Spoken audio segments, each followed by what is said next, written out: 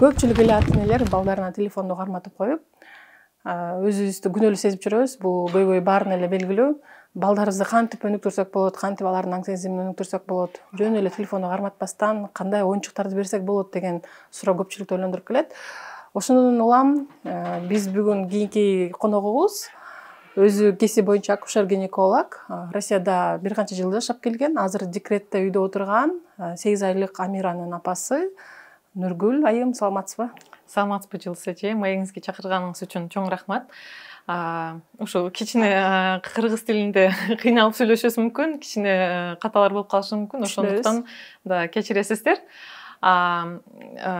Мындай идея кантип келген, кызыбыздын 1 айлыгына туугандарыбыз ушундай жыгачтан болгон оюнчуктарды белекке беришкен болчу. Анан оюнчуктар келет, ар кандай келет, пластиктен, жыгачтан. Анан ушул жыгачтан келгендигине жолдошум көз көрүп, сапатына аябай таң калганбыз да. Анан ушундай идея келип, ушундай оюнчуктар дүкөндөрдө аз, ушуларды сатып көрбөйлүбү деп мындай ой келген болчу. Ошондо анан жолдошум өзү логотипин, дүкөндүн атын өзү ойлоп табып, мен болсом контенттин баарын өзүм жаратып баштаганмын. Ушинтип анан келип калганбыз. Мен билишимче сиз жалаң экологиялык таза оюнчуктар сатасыз, Мындай сиз өзүңүз кесибиз боюнча медик катары бүт баарын окуп чыккансыңардай сезилесиз. Кандай оюнчуктарга басым кылып атасыз? Эмне үчүн, мисалы, жыгач оюнчуктары? Абдан туура суроо бердиңиз, Жылыз эже. Өзү көп себеби бар, эмнеге именно ушул жыгач оюнчуктарга келгенбиз. Эң негизи биринчиси бул коопсуздук да. Мисалы, өзүңүз билесиз, жаш балдар ыргытат, тиштейт, анан басат. Жыгач оюнчуктар эчтемке болбойт, сынбайт. Анан мисалы бурчтары курч болуп коркпойбуз да балага бергенденчи. Экинчисиден бул табигатка зыяны жок. Өзүңүз билгендей эле бул жыгачтары. Үчүнчүсүдөн сапаттуу жана туруктуу да. Мисалы, 1-чи балаңызга берсеңиз 5-чи балаңызга чейин жетет. Бул деген эчтемке болбойт, сынбайт. Анан өзүңүз билгендей коопсуздукта анан айта кетсем, пластиктен, особенно бандай арзан пластиктен бисфенол дегенден башка химиялык заттардын зыяны бар. Ал зыяны бир күндө билинип калбайт, 10-20 жыл өткөндөн кийин гана билинет. Ошондуктан ушул жыгачтан болгон оюнчуктарды балдар көбүрөөк мындай ойносун деп ушундай продвигать эткибиз келет да. Түшүнүктүү. Эми айтсаңыз, мисалы мен биздин кызыбыз азыр 1,5 жаштан өтүп калды. Бул куракта кандай оюнчуктарды берген суроо болот? Мисалы, көпчүлүк эле ата энелерди бул суроо ойлондурат да. Баарыбыз эле телефонду карматпастан кандай оюнчуктардан башташыбыз керек? Же болбосо башынан айтсаңыз, канча айынан баштап оюнчуктарды бере башташыбыз керек? Азыркы күндө өзү проблема бар да. Балдар, мен деле кызым мисалы да 3 айдан баштап эле телевизорду көрсө, мультиктерди көрсө аябай кызыгат да. Анан койбосоң дагы кой деп мынтип болду уруп турат. Ошондуктан биз аракет кылышыбыз керек. 2D деген 2D деп коет да. Жалпак сүрөттөрдү балдарга азыраак беришибиз керек. Бул деген компьютердин экраны, телефон, телевизор, планшет баардыгы жалпак болгондо бала мындай мейкиндик, ой жүгүртүүсү жакшы өнүкпөй калат экен да. Биз деген жашоодогу реальный 3D сүрөттөрдү көрсөтүп түшүндүрүшүбүз керек. Бала мисалы мына оюнчукту көргөндө жалпак болгондо түшүнбөйт эле. Мисалы мына 3D болуп турат, ушул эле мончокторуну кыймылдатат. Мисалы, колум менен тийгизсем алдыга жылат экен, артка жылат экен, өйдөгө көтөрүлөт экен, ылыйга түшөт экен. Кыймылдатсам, полду жүрөт экен бул дөңгөлөктөр деп. Ушундай пространственное мышление деп коет да. Колумду көтөрсөм потолок кармайт экен, путумду бассам пол бар экен. Ушундай пространствода кантип басканда эмне болот экен, колду кыймылдатканда эмне болот экен деген түшүнүк балада пайда болот да. Анан ар дайым эле 2D көрө берсе бала түшүнбөй калат. Анан банда координация жок болуп калат деп айтышат да. Кичине копол болот дейт. Мисалы, арыктан өтөйүн дегенде же басканда, турганда, отурганда туруктуулукту кармаш үчүн балдар 3D сүрөттү көрүп жүрүш керек экен. Бул деген 3D жашообузда бардык көргөн заттар бардыгы 3D болуп турат. Ошондуктан көбүрөөк ушундай мындай оюнчуктарды колуна кармала турган, оюнчуктар. Колуна кармала турган, көзүнө мындай трехмерный болуп көрүнө турган оюнчуктарды, заттарды көрүш керек экен. Биз мисалы көпчүлүк ательер оюнчук саткан дүкөндөргө кирсек, көп эле оюнчуктарды 3 жаштан өйдө элет эмеспи? Бул деген бала оозуна салбасын дегендепчи. Демек сиздин биякты столдун үстүндө турган оюнчуктар бул жалаң ымыркайларга ылайыктуу оюнчуктар экен, Ошондо бул нерселерди оозоруна сала албайт турабы? Ошондо мисалы менин кызым азыр 1,5 жашта. Мен кандай оюнчуктар, мен буга чейин мындай өзүмдүн күнөөмдү да сезем, мындай кызыгып, ар кандай өнүктүрүүчү оюнчуктарды алып деле берип, мындай аракет кылып баптырмын. Эми азыр деле кеч эмес, ошон үчүн кандайда нелерди баштасам деп мындай кеңеш бересиз. Абдан жакшы суроо. Ошо анда 6 айдан кандайда айтып кетейин, 1,5 жашарга да жетебиз. Сиз айтканыңыз туура, 3 жашардан 3+ деп коет. Бул деген эми компаниялар өзүн мындай обезопасивать этет да, чтобы бала мисалы баягы жутуп алса, кийин сотко берип бирдемке болбосун деп коркушат. Бирок мисалы ушул мисалы оюнчакты алсак, бундагы оюнчукту алсак 3 жашардан өйдө дешет. Бирок мен мисалы 6 айлык кызыма да берип ойнотом. Неге дегенде бул оюнчуктун функциялары көп. Мисалы 6 айда жаш бала эми активно өрмөлөп баштаганда, отурганда, игрушка каталка деп коет, дөңгөлөктөр бар. Любой игрушка каталканы берип эле балага көрсөтүш керек, бул жылат. Мисалы бала бул оюнчукту көргөндө артынан жүгүрөм деп көп мындай өрмөлөп баштайт да, анан кичине отуруп болсо дагы мындай аракет кылат да. Анан кичине уже баса баштаганда мисалы жипти байлап коюп мындай өзүнүн артынан кармалатып берсеңиз, жүрөт экен деп басышка мындай стимул болот да, баланы көбүрөөк бастырат ушундай нерселер. Анан мисалы 1 жашарга жеткенде уже балага точечно мелкая моторика деп коет, ошону өнүктүрүш үчүн мисалы ушулда бежик куб деле мелкая моториканы жакшы эме кылат. Бала колуна алып, кантип туура кармасам жакшы кармалат экен, кантип кайсы жагына салсам салынат экен деп, мисалы сиздер муну көргөндө эле бул жерде өзүнүн эмелери бар, отверстиялары. Ушул жерге салыш үчүн бала бул аракет кылат экен. Фигураны аракет кылат да, кайра салып көрүп, анан кол менен сезимдерини кантип айтсам өнүктүрөт да, анан түшүнүп баштайт. Бул жерде уже 1 жашарынан логическое мышлениени дагы подключать этип баштайт жаш балачы. Ушул эле лабиринтте тоже кичинелери тоже кичине мончокторду кармаганда мелкая моторика. Же болбосо ушул мастер мисалы ушул оюнчукту карасак дагы ушул мисалы болт деп эле мындай берип коебуз, бала эмне кылышын билбейт да, мисалы көрсөтүп, ушуну мындай кол менен өзү бурап киргизсе, манжасы мына билеги жаш баланын иштейт, анан ушунда мелкая моторика өнүгөт. Ошондуктан мындай көрсөтүп, мындай алып деле мисалы көрсөтсөк болот да, кантип бул иштейт депчи. Ошол мелкий башкача айтканда жөн эле ата-энелер бир оюнчуктарды ала турган болсок, балдарга жөн эле алып келип туруп эле берип койбосун, кызым сага алып келдим деместен, ачып көрсөтүп, бала менен чогуу ойношубуз зарыл экен, Туура айтасың. Мен деле мисалы кызым төрөлөр электе эч ойлончу эмес экенмин. Мындай эми оюнчак макул оюнчакта деп алып келип мындай белек кылып коебуз, мындай сонун экен, окей, жары мындай түсү да аябай жакшы экен деп эле мындай берип коебуз го да. Мындай ойлоп көрсөм, мен мисалы Инстаграмда жазам да, ата-энелерге эмне үчүн бул оюнчакты алыш керек, кантип ойносо болот деп ойлонуп отурганда, анан ар бир оюнчакты алып ойлойм да, оюнчукту алып ойноймун. Бул оюнчуктун кандай мисалы милдети бар экен, функциясы бар экен, эмне кылсам болот экен деп ойлоп калам да, анан түшүнүп баштадым. Балага алып келгенде минимум 15-20 мүнөт ушу бала менен отуруп, көрсөтүп, мисалы болту мынтип бурасаң ичине кирет деп түшүндүрүп, мисалы балага көрсөткөндө өзү түшүнүп баштайт да, мындай кылсам болот экен деп. Анан мындай өзүңүз көрсөткөндөн кийин просто со стороны наблюдать этсеңиз дагы, бала уже өзү жаңы бирдемкелерди, идеяларды таап, кантип ойношуну таап чыгат да. Бул деген тоже баягындай креативдүү ой жүгүртүүсүнү, воображениясын өнүктүрөт. Сонун. Айтсаңыз, сиз өзүңүз алгач эле жакында эле бала болдуңуз, өзүңүз жашыңыз 28 жашта экен. бир эле буюрса азырынча бир эле бала кызыңыз бар.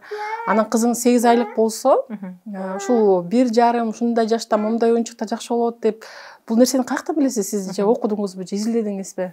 Ооба, мен кызым төрөлгөндөн кийин анан ушул оюнчуктарды изилдеп баштаганда аябай көп мындай литература окугам, научный литература окугам. Мисалы, ар бир баланын ар бир өнүгүү этапында эмнелер керек. Мисалы, айтып кеткенде өрмөлөп атканда эмне кылыш керек, кандай стимул бериш керек. Же мисалы, Аружандай уже мындай сүйлөйүн дегенде кандай оюнчуктарды беришим керек, кандай стимул беришим керек, чтобы бала сүйлөш керек деп, анан ушинтип ойлонуп жатып окуп чыккамда, анан врач болгондугумдан дагы пайдаланып, мисалы, биз ушу неврологиядан да, там педиатриядан өткөнбүз, ар бир айда кандай навыктар жаш балада пайда болот, эмне кылышты үйрөнөт бала, эмне кылышыбыз керек, кантип жардам беришибиз керек. Ошону билгендигимден мага кичине мындай кызыктуу да болду да, экөөнү мынтип салыштырып, мына оюнчук бар, мына там 9 айлык бала бар, эмне беришим керек, кандай этапта азыр мындай өсүп атат, өнүгүп атат бул бала. Жакшы айтып калбадыңызбы? Менин кызымдын тайнеси айтып калат да, сен кечке колуңан телефон түшпөйт. Менин сиңдилерим салыштырып айтат. Менин сиңдилерим айтат да, алар болсо атайын кыздарына алып келип сүрөт тартырат, бала менен заниматься этиш керек, кечке телефондо отура бербеш керек деп айтат да. Бул нерсени көп эле билет, көп эле угат болуш керек. Анан балага алып келип, сиз ушул бардык этаптарды изилдесеңиз, канча анда кайсы убакыттан баштап балага сүрөт тартууну, мисалы бүгүн атайын сиз келет деп ушундай атайын ушундай столду да заказ берип койдук. Эми буга мисалы 1,5 жаштагы кызды канча ай жашынан баштап чийгилеп сүрөт тартып, ошол да эмени айтып берсеңиз, ушул этапты дагы. Мен сизди деле түшүнөм, Жылдыз эже. Эмнеден да мен деле мисалы иш менен алек болуп калам, анан балага мындай карап туруп, мына тимультик деп бирдемке деп ала кыскым келет, потому что бала внимание мындай сурайт да ар дайымчы. Сиз айтып кеткендей, баягы жазуу же гуашь, краскалар менен дагы мелкая моториканы аябай маанилүү да. Мисалы, Аружан уже өзү отурат, өзү кармайт, көп нерсени оозуга салбашты экендигин билет. Ошондуктан уже азыр мисалы отургузуп, алдына гуаштарды коюп, буну тарт же муну тарт деп ограничение койбоңуз. Жөн эле өзүнүн краскаларды бересиз, алдына отуруп сиз өзүңүздүкүн тартып баштасаңыз, кызыңыз да өзүңүздү карап, бул краскалар менен мындай кылса болот экен, краска кандайдыр мындай липкий экен, суюк экен, коюк экен деп өзү кармап изилдеп баштайт да. Ошондуктан жөн эле уже Аружанга берсеңиз болот, алдында отурасыз, көрсөтпөсөңүз деле өзүңүз кылып баштасаңыз, кызыңыз өзүңүздү карап, сүрөт тартып баштайт, жазып баштайт. Ошондо балдардын кайсы жаш курагандан баштап биз сүрөткө шыктап баштасак керек? Отургандан эле баштасаңыз боло берет. 6 айдан баштаппы? Эми бардыгы эле 6 айдан отурбайт да. Мисалы 6 айдан 8 кто-то вообще 9 айдан үйдө баштаган. 6 айдан 9 айга чейин отуруп баштасат, анан мындай 1 жашка жеткенде уже жаш бала түшүнүп калат, оозуңа салба дегенди түшүнүп калат да. Ошондо баштасаңыз уже болот. Ошондо кечиресиз, эметип узуп атам сөзүңүздү. Мисалы 6 айлык балага биз берсек, 6 айлык бала красканы оозуна салышы мүмкүн да. 1 жаштан өткөндөн кийин бул уже кичине түшүнүп баштайт да. Сиз айткандай ар бир этабында. Ошондо биз жалпы эле билиш үчүн сүрөткө биз кайсы жаш курагандан баштап кызыктырып башташыбыз керек. Туура болот да. Мисалы 6 айда мен мисалы коркотпош керек, анткени оозуна салып жутуп алат. Жутса дагы краскада жаман заттар бар дегендей. Да, ал деле туура. Бирок азыр безопасный коопсуздук мындай краскалар бар. Ошолорду тапсаңыз болот, мисалы да. 2+, 3i+ дегендер болот. Оозуга салбаса деле это не страшно. Бирок все-таки корксоңуз, ошо отурду бала, анан кичине уже оозуна азыраак салып баштаганда, бала отурганда уже өзү кармап да баштайт. Если мындай байкасаңыздар, ложканы да өзү кармап баштайт. Бул дагы ошо мелкая моторикада кичинесинен, если мелкая моториканы мындай өнүктүрүп баштасак, отурганда 1 жашарына жакын уже бала өзү мындай кармап аккуратный болуп калат да. Бул дагы ошол мелкая моториканын кантип айтсам. Демек ойынчуктар аркылуу дагы бала өз аракетин эртерээк мындай тыңыраак болгонго дагы ойынчуктар да жардам берет экен. Туура. Ошо краска берге чейин, красканы колуна берге чейин же мисалы карандашты бергенче мелкая моториканы, майда моториканы мындай өнүктүрсөңүз, батыраак келет. Бирок 1 жашардан уже спокойно отургузсаңыз болот краска менен же карандаштар менен. Ну, краска биринчи убакытка будет мындай безопасный да. Карандаш все-таки острый болуп калат. Жакшы. Сизге чейин бизге бул шоуга чейин тарткан конокторубузда көпчүлүгү ушул эмоционал ата-эне менен баланын ортосундагы эмоционалдык байланыш жөнүндө да айтып калышты. Мен ушул убакка чейин келип 5 баланы төрөп, ушул суроону, ушул маселе боюнча мындай такыр ойлонуп турмун да, көп маани бербеп турмун. Азыр көп адистерден, көп биздин келген конокторубуздан да угуп баштадым. Ушул оюнчук аркылуу балдардын менен эне атанын эмоционалдык байланыш жөнүндө айтып берсеңиз кандай таасир берет? Туура айтасыз Жылдыз эже. Көп деген мындай илимий изилдөөлөр болгон. Алар эмне дейт? Бала менен ата качественный деп коет, сапаттуу убакыт өткөзгөндө жакыныраак болот дейт да. Эмнеге дегенде бала мындай эмне кылсаңыздар да, тамак кыласыздарбы, сүрөт тартасыздарбы, мындай оюнчук ойнойсуздарбы, бала сиздин алдыңызда жүргөндө, сизди сүйлөгөнүңүздү көрсө, сиздин эмоцияларыңызды көргөндө, бала менен мындай кантип айтсам, безопасностьты сезет экен да бала. Ошондуктан сизге мисалы доверие көп болот бала жактан. Ошондуктан бир күндө эми болбогондо 10-20 мүнөт дагы мындай сапаттуу убакыт өткөзүш керек. Жөн оюнчукту берип койбой эле, чогуу кошо угуп ойноп, ооба, мисалы кантип айтсам, профессиональный игрушка оюнчуктар да, мисалы доктурдун оюнчук аптечкасы, ушундан мисал кылып айтып кетсем, мисалы ушуну ойногондо сиз эми мисалы айтып келсек да, сиз пациент болсоңуз, кызыңыз врач болсо, мисалы келип сизге врач доктор келдиңиз, мага температурам ээритет коюңуз, жүрөгүмдү угуп коюңуз деп бала менен сүйлөшкөнүңүздө, бала кантип айтсам, мындай эмоциональный интеллект дейт да, ошону дагы развивать этет. Сүйлөө мындай сүйлөө речи жаңыртат, ооба, сүйлөшүү речи дагы мындай өнүгөт, мисалы воображениясы. Сиз ушул оюн аркылуу билсеңиз болот, балаңыз азыркы моментте эмнеден коркуп жатат, эмне жөнүндө ойлонуп атат, мисалы да. Ушу оюн катары билип алсаңыз болот. Андан тышкары мисалы балаңыз эмнеге кызыгы бар, балаңыздын эмнеге шыгы, таланты бар, ушул оюн аркылуу билсеңиз болот. Мисалы ушул эле мастер топтомостон айтсам, өзүңүз көргөндө ушул жерде персонаждары бар да, аябай жакшы оюнчук дейм. Мисалы отурганда жөн эле дагы эле мындай берип койбой, жомок кылып ойносоңуздар болот да. Анан ушул жомок аркылуу дагы балаңыздын тревожностун билип каласыз. Аха, значит, балам бирдемкеге мындай ойлонуп атаптыр, эмне кылсам экен депчи. Оюн катары бала менен связь кылганыңызда көп нерсени түшүнүп каласыз да, баланын состояниясы боюнчачы.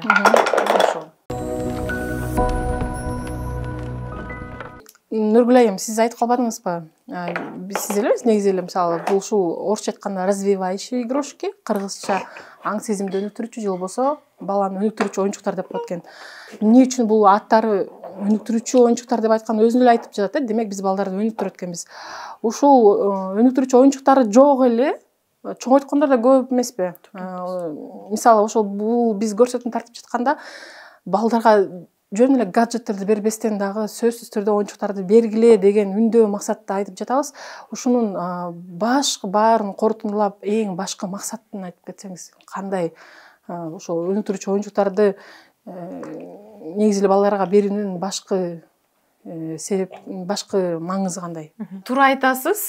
Мисалы биз деле мындай оюнчуктарды көрбөй чоңойгонбуз, мисалы 1-2-3 эле оюнчугубуз болчу, мындай яркий, многообразный болчу эмес. Эмнеге дегенде биз эшикке чыгып, бакта же болбосо үйдө, двордо өзүбүз колубуз менен бирдемкелерди жасап кылчубуз. Азыркы балдар эми бул дагы өкүнүчтүү, бирок мындай көчөгө аз чыгышат, балдар менен аз коммуницировать этишет. Ошондуктан үйдө хотя бы биз өзүбүз мындай шарттарды түзүп беришибиз керек. Балаңызды карайсыз, мисалы, 1 жашарда даже просто интернетте жазсаңыз болот. 1 жашарда кандай этаптарды бала өтүп атат, эмне кылып атат бала, эмнени үйрөнүп атат дегенди карап эле өзүңүз ошол запроско оюнчуктарды табып келип көрсөтүп үйрөтсөңүз болот ошол оюнчуктардын аркылуу.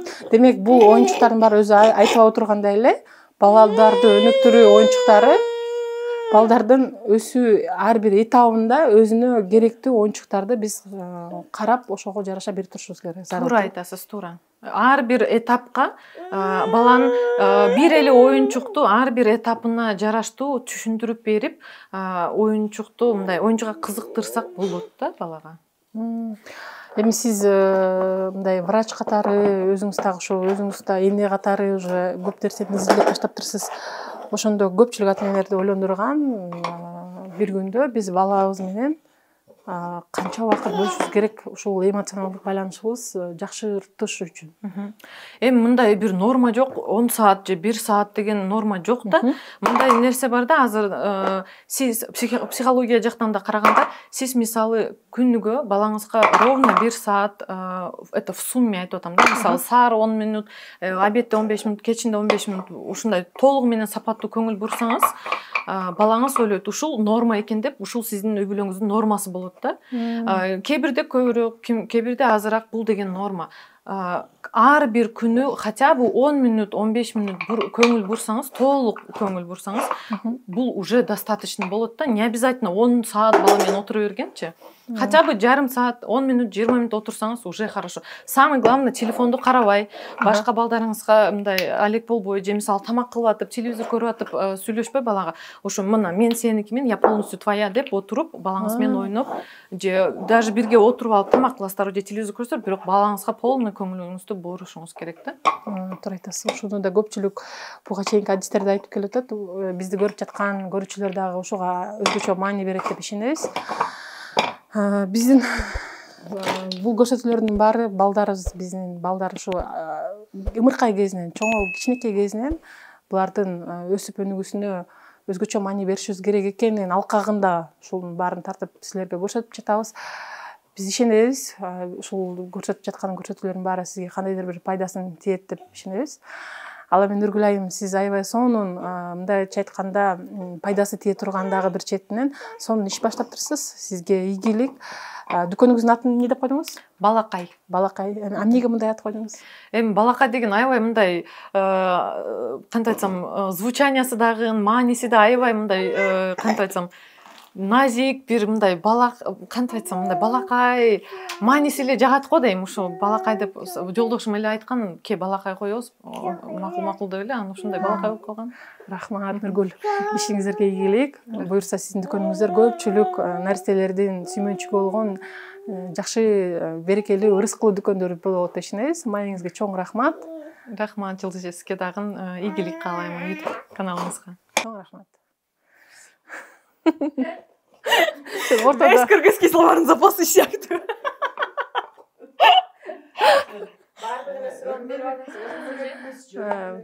Мен баткендикмин да өрмөлөйт. Мейли, комментарийде обсуждение болбосун, эмне бул жөрмөлөгөндө өрмөлөйт деп айтып берсин. Ладно. Бизде баткенде өрмөлөйт дейт, наверное. Да. Мен келерди алдың жолдошум айткан, главное оюнчак дебегин, оюнчук дейт. Всё хорошо.